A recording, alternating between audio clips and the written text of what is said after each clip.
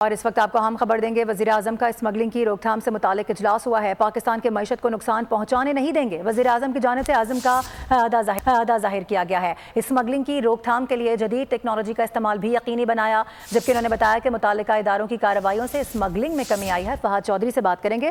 فہد بتائے گا مزید کیا ہوا۔ فہد سن سکتے ہیں؟ جی، اجلاس میں بریفنگ دی گئی ہے خصوصی طور پر، اور اس بریفنگ میں بتایا گیا ہے کہ وزارت داخلہ کی زیر نگرانی اسمگلنگ کی روک تھام کے لیے ملک گیر مہم جاری ہے۔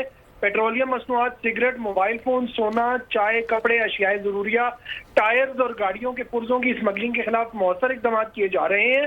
انسداد اسمگلنگ کے دائرہ کار میں اشیاء ضروریہ کے ساتھ ساتھ دیگر اشیاء کو بھی شامل کر لیا گیا ہے۔ یوریا اور چینی کی اسمگلنگ کی روک تھام کے لیے ویب پورٹل کا اجرا کیا جا چکا ہے۔ وزیر اعظم کی ہدایت کے مطابق 54 مشترکہ چیک پوسٹوں کا قیام بھی عمل میں لایا گیا ہے، اور نان کسٹم گاڑیوں کی نشاندہی اور ان کی میپنگ کے لیے نظام کا اجرا حتمی مراحل میں ہے۔ بریفنگ میں بتایا گیا کہ پاکستان لینڈ پورٹ اتھارٹی کے قیام کے لیے قانون سازی کا مسودہ حتمی مراحل میں ہے۔ اجلاس کو انسداد اسمگلنگ مہم کی اب تک کارکردگی پر بھی رپورٹ پیش کی گئی، اور یہ بتایا گیا کہ افغان ٹرانزٹ ٹریڈ میں شامل 212 ایسی اشیاء جن کی اسمگلنگ کا خطرہ لاحق تھا کی نشاندہی کر کے ان پر پابندی عائد کی جا چکی ہے، اور افغان ٹرانزٹ ٹریڈ کے لیے انشورنس گارنٹی کی بجائے بینک گارنٹی دی جا چکی ہے۔ فہد چودھری اپڈیٹ کر رہے ہیں ساہم اجلاس سے متعلق، بہت شکریہ آپ کا۔